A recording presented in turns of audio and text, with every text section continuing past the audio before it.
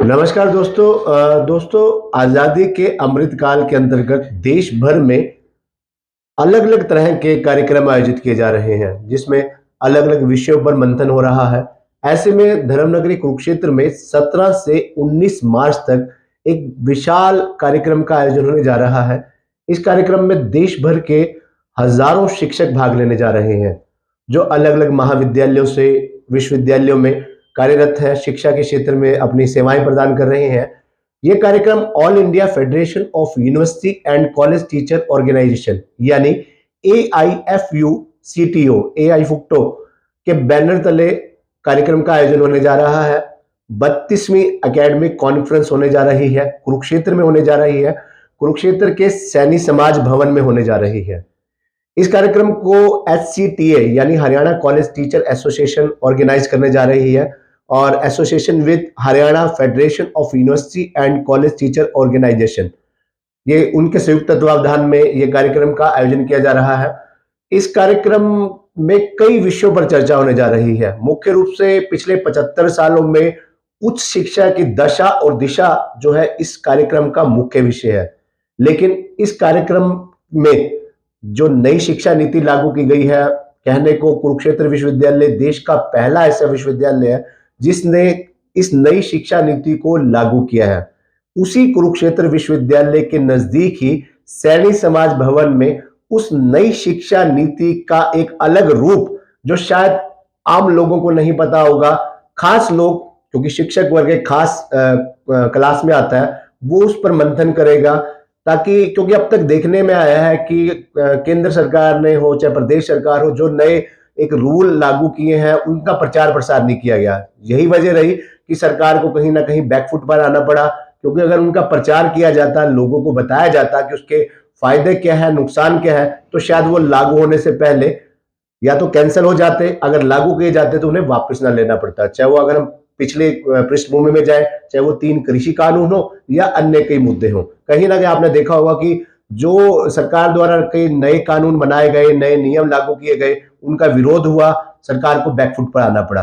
तो शायद कहीं ना कहीं नई शिक्षा नीति भी एक ऐसी शिक्षा नीति रही जिस पर कहीं मंथन नहीं हुआ, कोई चर्चा नहीं हुई और उसे लागू कर दिया गया।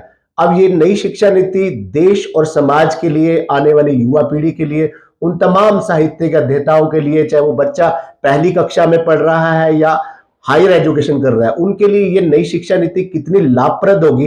क्योंकि उस नई शिक्षा नीति को मुझे लगता है कि देश भर के उन शिक्षकों से ज्यादा कोई और व्यक्ति उसका व्याख्यान नहीं कर सकता, उसको उसके नफे और नुकसान के बारे में नहीं बता सकता। तो ऐसे में एक बड़ा अवसर है उन तमाम देश दुनिया में बैठे लोगों के लिए, पूरी उन सभी की निगाह इस कार्यक्रम पर रहेगी, क्योंकि जहां देश भर के अलग अलग, पूरे देश के अलग अलग राज्यों से अनेक विश्वविद्यालयों के बड़े बड़े प्रख्यात वक्ता, प्रोफेसर, रीडर, प्राध्यापक और महाविद्यालयों के प्राध्यापक, की नोट स्पीकर जो है इस कार्यक्रम में भाग लेने जा रहे हैं।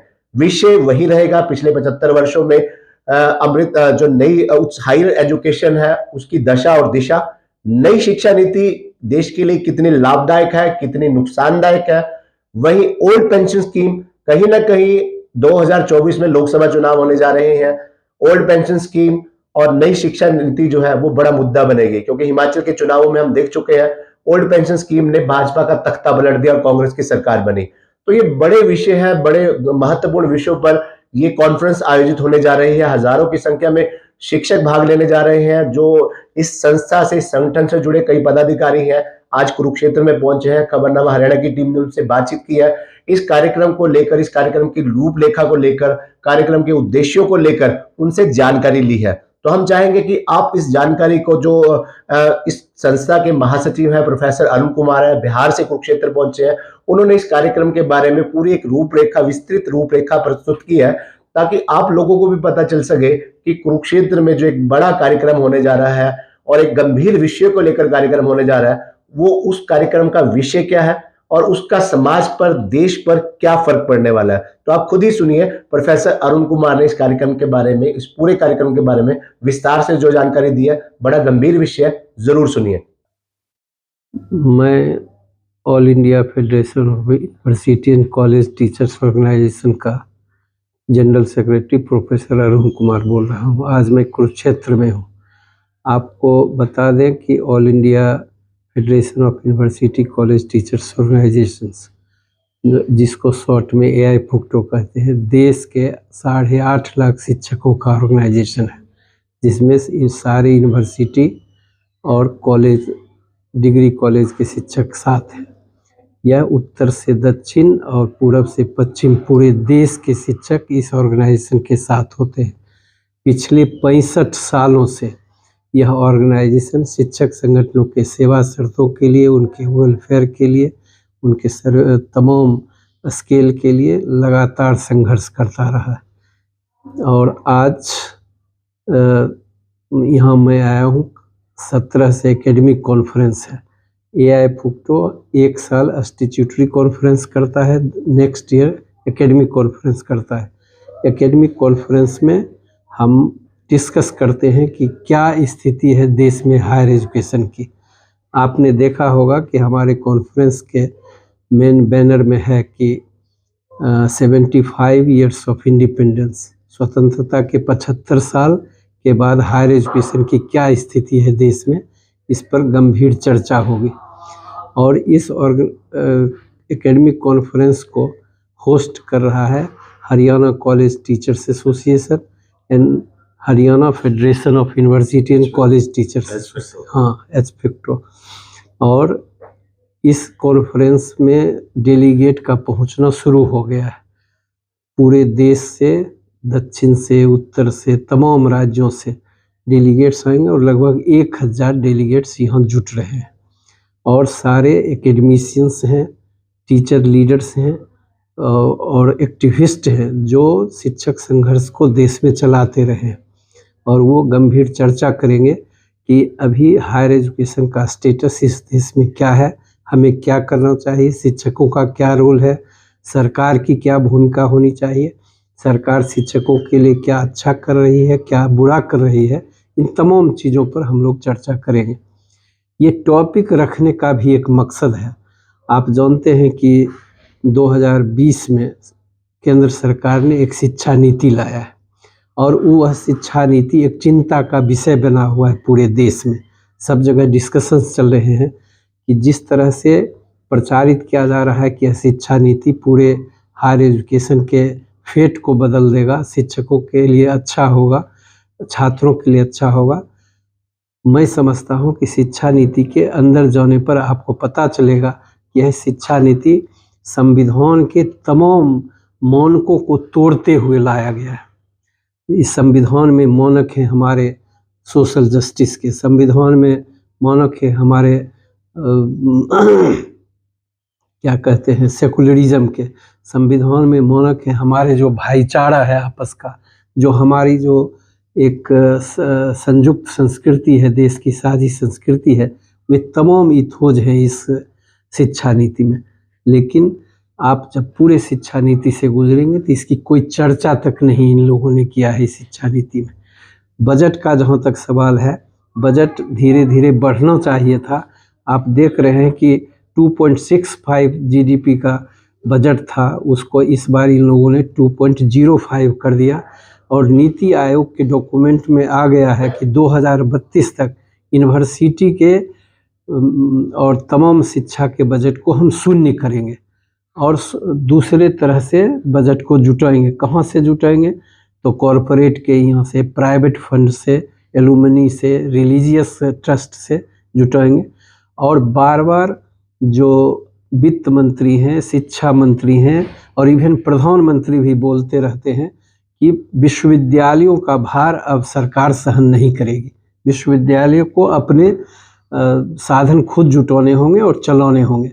यह साबित करता है कि आने वाले दिनों में विश्वविद्यालय, जो पब्लिक यूनिवर्सिटीज़ हैं, जो प्राइवेट और डीम्ड हैं वो तो पहले ही चल रहे हैं, जो पब्लिक यूनिवर्सिटी हैं उनको भी ख़त्म करने की तैयारी है।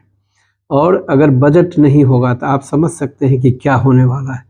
और प्राइवेट यूनिवर्सिटी के साथ ये कम्पिटिटिव एक प्रतिस्पर्धा पैदा करना चाहते हैं। बजट घटा रहे हैं, शिक्षकों की संख्या घट रही है, स्टूडेंट का वर्कलोड बढ़ रहा है पब्लिक यूनिवर्सिटीज़ पर, और दूसरे तरफ ही प्राइवेट यूनिवर्सिटी से प्रतिस्पर्धा करके अकाल मृत्यु कराना चाहते हैं सरकारी विश्वविद्यालयों का। और इसीलिए यह चिंता का विषय, इस पर गंभीर चर्चा होने वाली है हमारे इस एकेडमिक कॉन्फ्रेंस में। हम हर साल जब भी कॉन्फ्रेंस करते हैं तो पूरे देश के और तमाम राज्यों के शिक्षा की स्थिति पर बहस करते हैं, और उससे जो बातें सामने आती हैं एक रिजोल्यूशन होता है जिसको हम भारत सरकार को, यूजीसी को और तमाम स्टेट गवर्नमेंट को कहते हैं कि शिक्षा नीति इस तरह की हो और शिक्षा को इस तरह से चलाया जाए। वह यहाँ भी एक रिजोल्यूशन होगा। वह हो सकता है कि कोई भी सरकार रहे, हर सरकार में शिक्षकों को बिना लड़े, बिना संघर्ष की आज तक कुछ नहीं मिला है। यह भी सरकार वही कर रही है और बढ़ चढ़ के कर रही है। एक अंतर ज़रूर है कि पहले की सरकारें संवाद किया करती थी, बातचीत किया करती थी। आज की जो सरकार है, चाहे केंद्र की हो या राज्य की सरकार हो, वह शिक्षकों के साथ संवादहीनता की स्थिति पैदा कर दी है, बातचीत तक नहीं करना चाहती। यूजीसी को ख़त्म किया जा रहा है। यूजीसी एक नोटिफिकेशन सेंटर बना हुआ है, जो भी शिक्षा मंत्रालय में फैसले होते हैं, पीएमओ से जो निर्देशित होता है, उसको केवल ये नोटिफाई करते हैं। ये तमाम बातें चिंता का विषय बना हुआ है और पूरे देश के शिक्षक सोच रहे हैं कि अगर इस तरह की नीतियाँ इस देश में उतारी जाएंगी तो कैसे चलेगा। दूसरी बात है कि इनकी नीति में, नीति आयोग में साफ साफ फैसला किया है कि सारे डिग्री कॉलेजेस ऑटोनोमस होंगे। ऑटोनोमस क्या होंगे कि एडमिनिस्ट्रेटिव ऑटोनॉमी होगी, फाइनेंशियल ऑटोनॉमी होगी, तमाम चीज़ों की ऑटोनॉमी होगी। और ऑटोनॉमी का मतलब है कि आपको खुद फाइनेंस जुटाना है, खुद शिक्षक बहाल करना है, उनका स्केल तय करना है, कर्मचारियों की बहाली होनी है, उनका स्केल तय करना है और फीस भी तय करना है, परीक्षा लेना है, सर्टिफिकेट देना है। और उस डिग्री कॉलेज का यूनिवर्सिटी से कोई रिलेशन नहीं होगा, वो अपने आप में एक यूनिवर्सिटी की तरह काम करेगा। और पूरे जितने इंस्टीट्यूशंस हैं इस देश में, उनको उनकी संख्या घटा के 1/3 करने की बात है। 2032 तक ये चाहते हैं कि 1/3 संख्या कर दें। एक तरफ स्टूडेंट की संख्या 10 गुना बढ़ रही है, टीचर की संख्या घट रही है, और दूसरी तरफ ये इंस्टीट्यूशन की संख्या घटा के क्या करना चाहते हैं। जैसे ही बजट खत्म होगा तो हायर एजुकेशन में वही लोग पढ़ लिख सकेंगे जिनके पास पैसा होगा, क्योंकि इंस्टीट्यूशन चलेंगे स्टूडेंट की फीस पर। और जो गरीब लोग हैं, जो सोशल जस्टिस के लोग हैं, उनको शायद हायर एजुकेशन भविष्य में नहीं मिल पाएगा। एक जो वर्ल्ड कैपिटल का जो मजदूर पैदा करने की जो इनकी नीति है शिक्षा, हाँ, इसीलिए सोशल जस्टिस की एक शब्द चर्चा नहीं है शिक्षा नीति में, सेकुलरिज्म की चर्चा नहीं है। ये बहुत चिंता का विषय है, क्योंकि हिंदुस्तान के कॉन्स्टिट्यूशन पर सवाल उठ रहा है कि ये सरकार क्या करने जा रही है। इन तमाम मुद्दों पर हम लोग बहस करने वाले हैं, गंभीर चर्चा करने वाले हैं, और इससे जो भी निर्णय आएंगे उससे हम सरकारों को अवगत कराएंगे, और उसके आधार पर हम मूवमेंट का भी प्रोग्राम बनाएंगे। हम स्ट्रगल करेंगे, हम अंतिम क्षण तक लड़ेंगे कि पब्लिक यूनिवर्सिटी बचे, परमानेंट बहालियाँ हो, जो हमारे स्केल हैं, सर्विस कंडीशन है और हमारे जो राइटफुल डिमांड्स हैं वो हमें मिले। और इसके लिए हम यह संगठन 65 सालों से काम कर रहा है, आगे भी करेगा, और इसके लिए जितनी भी कठिन लड़ाई लड़नी हो, इसमें हम यह निर्णय लेंगे और आगे काम करेंगे। यह हमारा उद्देश्य है। डॉक्टर साहब, इस कार्यक्रम में मुख्य अतिथि कौन होगा? मुख्य अतिथि देखिए, जेएनयू के अरुण कुमार, जो आप जानते हैं देश के नामी इकोनॉमिस्ट हैं, वो की नोट एड्रेस करने वाले हैं। ठीक है। और 3 दिनों के इस कार्यक्रम में और कौन कौन मुख्य अतिथि के तौर पर भाग लेंगे, जो विशेष वक्ता कह सकते हैं? हाँ, आपको बता रहे हैं कि दिल्ली यूनिवर्सिटी के आपकी नंदिता नारायण जो टीचर्स लीडर हैं वो आएंगे। बॉम्बे से बीटी देशमुख एक टीचर लीडर हैं, वो आ रहे हैं। हो सकता है कि जो सत्यपाल मलिक एक्स गवर्नर हैं वो भी एक दिन एनईपी पर बोलेंगे। ठीक है। एक सूचना केवल आपको दे दूं कि यह पहला मौका है कि किसी स्टेट में एआई फुक्टो का यह कॉन्फ्रेंस हो और यूनिवर्सिटी कैंपस में नहीं हो। ये दुर्भाग्य है। हाँ, मैं समझता था कि हरियाणा कि चाहे कुरुक्षेत्र के वाइस चांसलर हों या हरियाणा के गवर्नर हो, मैंने गवर्नर से भी अप्रोच किया था, उन्होंने कंसेंट दिया था कि मैं आऊँगा, लेकिन लास्ट आवर में उन्होंने इस प्रोग्राम को कैंसिल कर दिया। तो ये कार्यक्रम कुरुक्षेत्र में किस स्थान पर होने जा रहा है? ये होने जा रहा है सैनी धर्मशाला, आप जा रहे हैं, उसका एक सैनी बड़ा समाज भवन के जो हाँ हॉल में, उसमें मतलब होने सर, जैसे आपने बताया कि जो मुख्य उद्देश्य, कई चीजें आपने विषय बताए, जी चाहे न्यू एजुकेशन पॉलिसी को लेकर होगी, हाँ। कहीं ना कहीं आप खुद इस बात को स्वीकार करते हैं कि वो देश हित में नहीं है। और कहीं ना कहीं जिस प्रकार सरकार पर ये आरोप लगते आए हैं कि सरकार सरकारी स्कूलों को बंद करने जा रही है, आपकी बातों से स्पष्ट संकेत है कि सरकारी विश्वविद्यालयों पर भी ताले लगने जा रहे हैं। आप जान लीजिए कि जिस तरह तो से इस पब्लिक कार्यक्रम में जो लोग नई शिक्षा नीति का विरोध कर रहे हैं, वो भी अपनी बात रखने के लिए पहुंच सकते हैं। जी जी बिल्कुल पहुंच सकते हैं, सारे लोग पहुंचेंगे, और जो भी आ रहे हैं किसी स्टेट से, वे वहाँ के टीचर्स मूवमेंट के लीडर्स हैं, एकेडमिशियंस हैं, जो शिक्षा नीतियों पर काम करते रहे हैं, गंभीर विषय पर हमेशा काम करते रहे वर्षों से, वे लोग आ रहे हैं। 2024 में लोकसभा का चुनाव है, हाँ। कई राज्यों में भी चुनाव होने जा रहे हैं। हाँ। तो ऐसे में इस मौके पर जो इस कार्यक्रम आयोजित होने जा रहा है, इसका उन चुनावों पर भी कोई असर देखने को मिलेगा? देखिए कि 2024 में शिक्षा नीति और जो ओल्ड पेंशन स्कीम है, वह एक बड़ा मुद्दा बनने जा रहा है। आपको मालूम है कि ओल्ड पेंशन स्कीम एक बड़ा मुद्दा कई राज्यों में, और हिमाचल प्रदेश के चुनाव में तो वह बड़ा मुद्दा बन चुका था। 24 में हम लोग इसको सारे पॉलिटिकल पार्टीज़ के लिए बड़ा मुद्दा बनाएंगे। देश में जो सेल्फ फाइनेंस टीचर्स काम कर रहे हैं, सेल्फ फाइनेंस इंस्टीट्यूशन, जो एडहॉक टीचर्स काम कर रहे हैं, जो गेस्ट टीचर्स काम कर रहे हैं, जिनको पूर्ण स्किल नहीं मिल रहा है, जिनके सर्विस कंडीशन सही नहीं है, उन सवालों पर भी चर्चा करेंगे। और सरकार जिस तरह से बजट से भाग रही है और जिस तरह से पब्लिक यूनिवर्सिटीज़ को गिरवी रखने के लिए कॉरपोरेट के हाथ में गिरवी रखने की नीतियों पर चल रही है, यह इस देश के हित में नहीं है और यह हमारी संवैधानिक व्यवस्था के खिलाफ है, और इसीलिए हम इन इशू पर उठाएंगे, लड़ेंगे और आगे काम करेंगे। टीचर्स के लिए लड़ने वाला, उनके लिए संघर्ष करने वाला और शिक्षा को के लिए कंसर्न रखने वाला पूरे देश में कोई भी और ऑर्गेनाइजेशन नहीं है।